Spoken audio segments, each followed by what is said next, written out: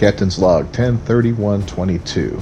We're going to discuss a couple different semi-controversial things in the gaming industry, starting off with digital versus physical media for video games. First and foremost, happy Halloween, everybody. This is Captain Beefy with the Game Vault, and this is my new series I'm going to do on a weekly basis where we just kind of talk about different things regarding the channel, as well as things going on in the industry. So personally, you know, I'm an older gamer. I've been doing this for a long time, since the old Atari days and whatnot. And I tend to be somebody that likes to own a physical copy of things, especially, like, I'm a big film collector too, so I've got tons of Blu-rays and, you know, the HD Blu-rays now and whatnot, old DVDs. But when it comes to games, ever since pretty much the beginning of my time with the PlayStation 4, I've gone digital almost exclusively. And I know a lot of people don't like digital media for various reasons, and you know, there's good and bad to both. So let's talk about that, and tell me down in the comments, what do you do? Are you strictly digital? Are you strictly physical? Do you just get whatever depending on the sale, and it doesn't really matter to you? So we'll start off with physical media and what the benefits are. So the main benefit with having physical media and an actual disc in your hand is that you own that. It is your piece of property, basically, and you can plug that into your PlayStation, computer, Xbox, whatever you've got at any time, download it and play it. And that's a really good thing. You know, you can, if you get tired of the game, you can take it to GameStop and trade it in and get, you know, $1 or whatever they're giving these days. I don't know. Those are kind of ridiculous. But in any case, you can trade it in. You can loan it to a friend to play, which, you know, is a good way to ensure you'll never see it again. Or you can sell it on eBay or sell it to a buddy or whatever, and you know, make a couple bucks back if you're done with the game or you don't like the game. So those are some major benefits for a physical disc. The drawbacks from it are, you know, discs can get damaged, they can get scratched, you can lose them. If you've got kids, you can find them being used as coasters or frisbees, and you know, there's always that danger of the disc getting damaged and being unplayable. And I've had, you know, movies that have gotten scratched, and I'm pretty careful with them and all that, but things happen sometimes, right? So, you know, those are the two, you know, those are the pluses and the minuses that I can see for physical media, at least off the top of my head. What do you guys think on that? Do you agree with that, or do you think, am I missing anything major? Now, digital media. One thing I missed, physical, another drawback is storage space. You've got to have a lot of room on your shelves if you are a game collector and you've been doing this for a while like I have. So let's move on to digital. Digital has its pluses and minuses. Let's talk about the negatives first off, and we've seen this happen recently where games get canceled and you can no longer access these games or downloadable content and whatnot. This is bad, and this is one thing, because you really, even though you quote unquote bought the game and own the game without a physical copy in your hand, who's to say that something doesn't happen and the place you bought it from, whether it be the Steam store, the Xbox store, or PlayStation store, whatever, who's to say that one of these doesn't go out of business on you, and now you've lost that collection of games. You know, it could be 10 games, could be 100, could be 1,000, who knows? So that right there is a very, very big potential negative for digital media. And another one is getting banned from a service. You know, even if, like, you know, this can happen where something happens with your account. Maybe you got hacked. Maybe somebody did. Maybe you did something bad. Whatever. But when you deal with these online setups, you always run the risk of something happening to your account where you lose everything, whether it be, you know, a ban or just some kind of error or whatever, and it's all gone. and that would be devastating. I've got my girlfriend's 10-year-old boy or 11-year-old boy. He's a big Roblox player. He loves Roblox and all that, and he's a kid. He's an innocent kid. He downloaded some kind of script for it that lets you do stuff in the game. I don't know Roblox. I'm going to be perfectly honest with you. I have never played it. I only know it by hearing about it from kids, like him, for instance. So I really don't know what it's about, but in any case, apparently this script had some malicious code in it of some sort, and when he used it, it triggered an automatic ban for him. And the kids had the account for a couple years, and his mom and his dad sometimes would buy him cards to put money on the account so he could get the extra stuff or whatever that he wanted, and without warning, without explanation, took some research to figure out what happened, but he lost it all, and there was no way to appeal it. He tried, he emailed and all that. I sent them messages on Twitter. So there he was, slapped with this ban, lost everything that he had put into it, and he cried to his mom, and he says, "I'm so sorry. I'm going to pay you back what you gave me for that because I wasted your money."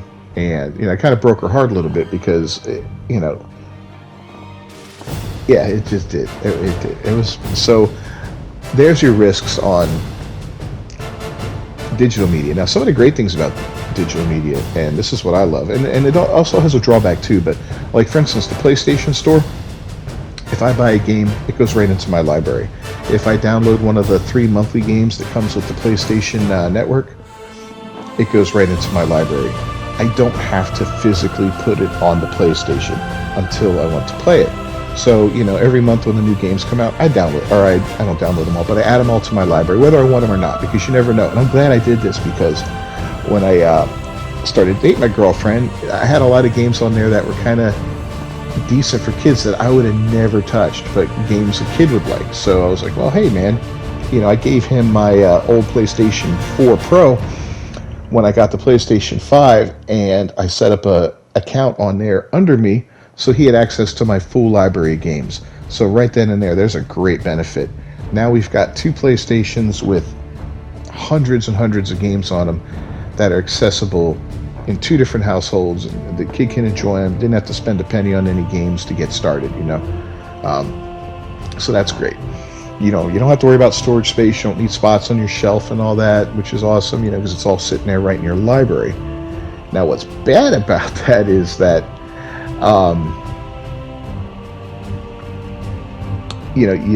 these games require a lot of room on your hard drive to play them, so if you don't have a good internet connection, you don't have a fast internet connection, it could take a while to download a game.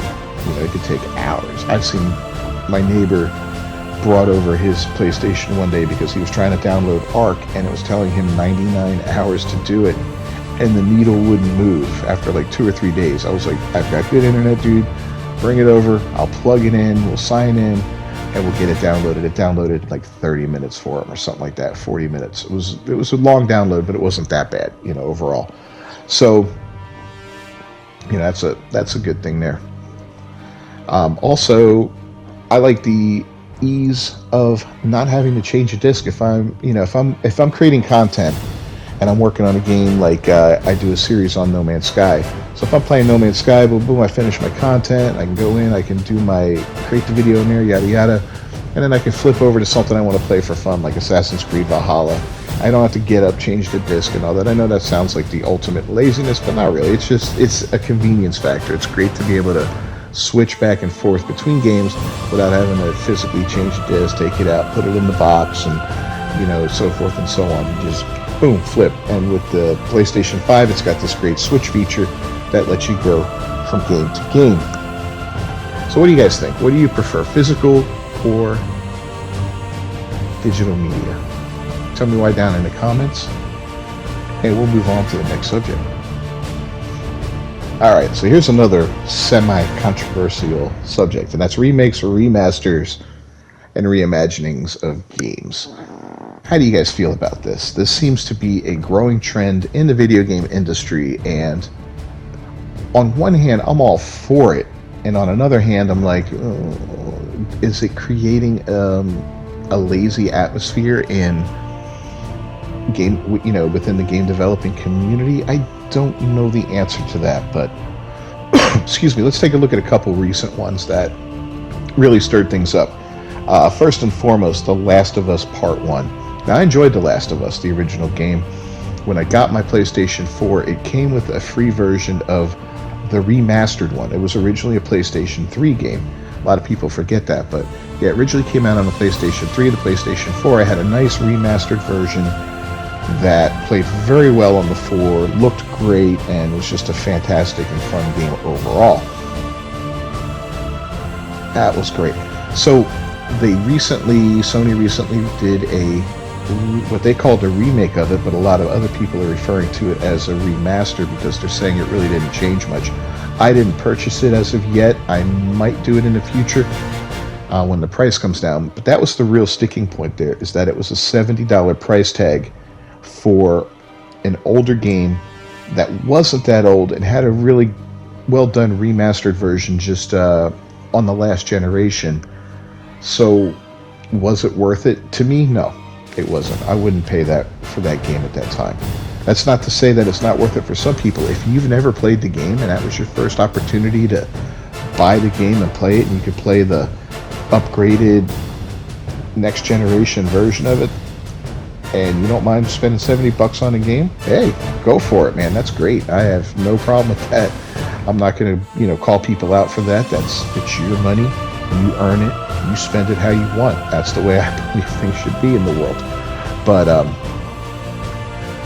yeah, it was just kind of it kind of blew my mind. But now, to make things even worse, is Sony is now talking about a remake of the original Horizon Zero Dawn, which is a game that came out 7 years ago, roughly, on the PlayStation 5. I played it, or on the PlayStation 4, my bad.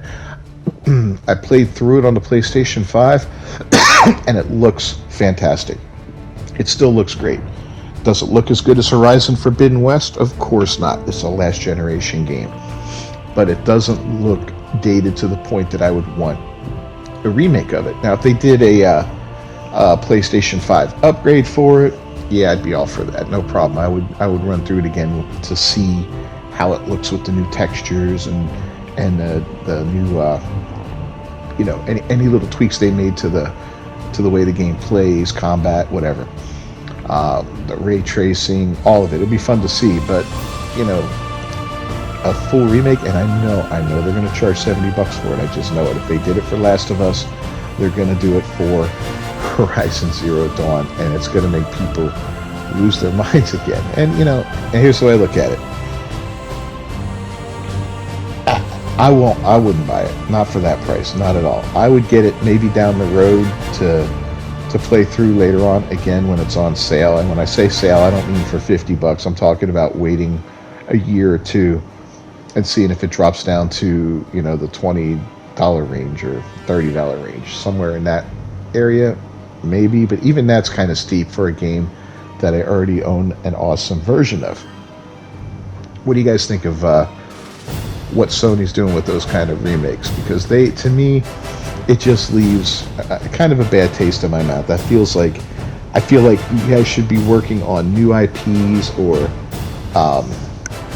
new games for existing IPs rather than putting all these resources, because every company has a limited amount of resources. But instead of putting them to remake games that are hold up very well to this day and to the standards of the day, instead of doing that, make something new, give us something interesting. I would spend $70 on a new Horizon Zero Dawn or a Horizon game long before I would spend $70 just to play the first one again with ray tracing and 60 FPS. It's just that's not the cards for me. So, what are you guys' thoughts on that? Now, there's a lot of other notable remakes that have come out and are coming out, and these I don't have so much of a problem with, and I'll explain why. First off, Dead Space. I got a buddy named Keith, and we've been talking about this for years now, about how we would love to see that franchise come back, whether they come up with a new Dead Space game, or just kind of remake the original or reboot it, however they want to do it. The game was a ton of fun, and when I heard that they were coming out with a new version of the game, I was ecstatic. I was like, oh, and then I saw the video for it and all that. Yeah, this is a PlayStation 3 game, much like The Last of Us was, so it comes from that same time frame. Big difference though, it never had a remaster. It had 2 sequels, and they were all on the PlayStation 3, and the second one was just amazing. The third one was kind of and kind of killed that franchise for a while. So I'm hoping what the studio does is they take this game and they're successful with it, and then they're able to remake the second one, and tentatively the third one, if they can kind of change the things that made that one so bad. That I'd have no problem spending. I'm not going to have a moment of regret buying Dead Space at full price come next year. Another one that's coming out that's huge is Resident Evil 4, and we've seen the gameplay footage for that and how that's changing. And again, this is an older game that's been out for a long time, and based off of the Resident Evil 2 and 3 remakes, 2 being just utterly amazing and 3 being pretty darn good as well. Yeah, I'm looking forward to 4. 4 has long been a fan favorite in the franchise, and a lot of people, I haven't heard anybody complain about that one being remade. It looks like it's going to be an excellent addition to the remake library of the Resident Evil games. Still kind of, I know they already redid 1 a while back, but I would love to see 1 and 0 also get the same kind of treatment if possible, because that would kind of update these games into this generation and give you almost a full series of next-gen Resident Evil games to play around with. It'd be kind of neat. And of course, 5 and 6 are still out there, but yeah. Anyway, so now we also heard from Konami that it looks like our another great horror franchise, Silent Hill's coming back, and they've got 3 or 4 projects planned, including a remake of Silent Hill 2, which has long been considered the best game from that franchise ever. I'd kind of like to see 1 remade and all, before they jump to 2, but if they just call it a Silent Hill, and who knows how they address the first one and that one, maybe they give us a little exposition in the beginning or something with a cool cutscene to kind of sum that one up, then that would make number 2 feel okay as a starting place, to join that Silent Hill thing. And Silent Hill, it's been a long time. I'm all for it. When you take an older game that in a franchise that is either dead in the water, or just hasn't produced anything for a while, I'm all for a remake to kind of get people back into it, because there's a lot of young gamers out there. There's a lot of people out there who were way too young. They're gaming full time now. They're loving it. They're YouTubing and all that. But these guys never got to experience these games when they were brand new. They were, too young, just 15, 20 years ago. Some of these, So this is their first opportunity to play some of these old titles, and that's great, because I got so much joy out of them myself when I was younger. So yeah, I'm all for that. What do you guys think about the remakes, the reboots, the reimaginings, sometimes they call it a remake, and it's more like they just kind of updated the graphics a little bit and all that, so you call it a remaster more. That was one of the big complaints with The Last of Us Part 1, that it should have just been called a remaster, but then what would they call it? The Last of Us remastered, yeah. So, in any case, those are my thoughts on remakes and remasters, and of course reimaginings, which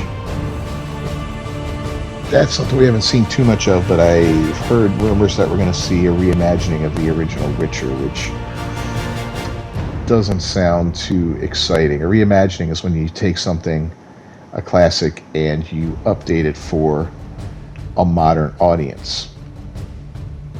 And these days that just means adding a bunch of unnecessary stuff to a game that kind of takes away from the original charm of it. So anyway, we'll see what happens with The Witcher 1 and talk about that later on down the road. All right, and last but not least, we're going to talk about the PS Plus subscription plan.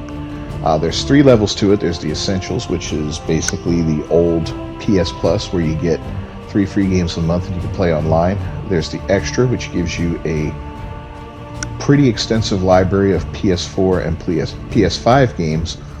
And then there's the Premium one that gives you classics from PlayStation 1, PlayStation 2, the Vita, the PlayStation 3, and it gives you game trials and some other little bells and whistles. Now, when this new setup came out a few months back, I still had some time left on my annual PS Plus subscription. I buy it annually. To me, it just makes more sense. I'd rather pay the money once a year.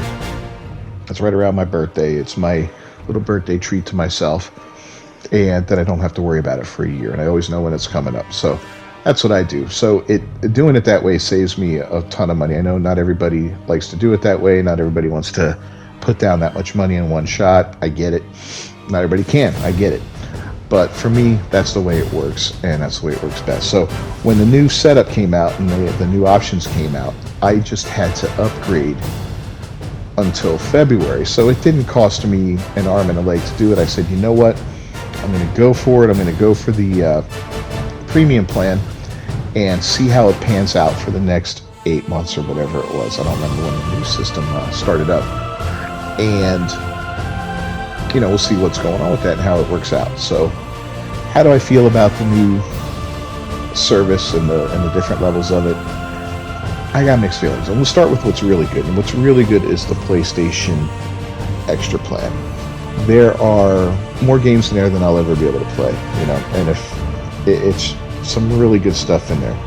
Anything from Ghost of Tsushima, which I already had a version of that from the PlayStation Plus days. Prior to that, a lot of the games in there I've already had from PlayStation Plus, but still, there's tons and tons more. If you look at the Ubisoft releases with the classic Assassin's Creed games that I didn't have, I got a butt ton of them, enough to make that annual subscription worth it right then and there. So that's great. So there's a lot of good games in there, definitely worth your money, at least worth my money. I don't know, I can't speak for everybody. Now, when it comes to the premium plan, like I said in my last Captain's Log, I'm 52 years old. I've been gaming for decades. So the old PlayStation 1, 2, and 3 games, although there's a little bit of nostalgia for me there, they're not things I necessarily want to revisit all the time. Even the great ones, To me, time has progressed. Things have gotten better.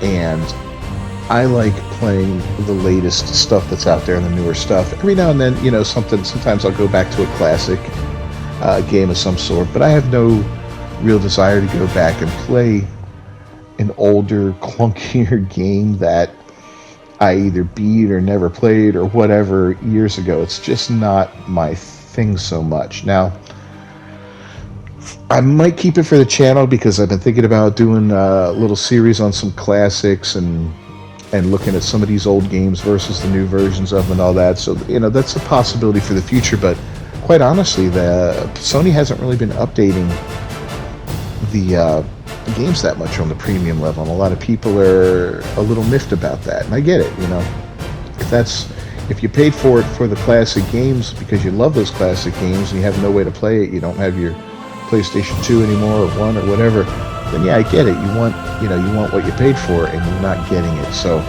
I honestly don't think the premium version is worth it at this time.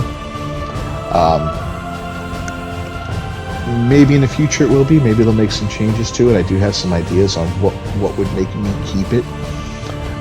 But definitely Extra Plan's awesome. Now, a caveat here, a lot of the games on Extra, and I believe it's the same way with Game Pass too, is they'll give you a base game. Like here we have Assassin's Creed Valhalla. It's on PlayStation Extra, and I'm going to be honest, I bought this game and all the DLC for it back in the day, so I don't know if the PlayStation Plus version of it comes with it, but I'm just going to use it as an example here because I've noticed a lot of games on that PlayStation Plus Extra, if they have DLC, it's not included in the free game version. And I get it, this, and it's smart of them to do that because this gives everybody an opportunity to make a little bit more money on the side. So, if you played Assassin's Creed Valhalla and you got it for free and you really liked it, well, now you can just go ahead and buy the DLC for it if you want and play for it. Ubisoft makes money, Sony makes money, everybody makes money except you because you spent the money, just like I did.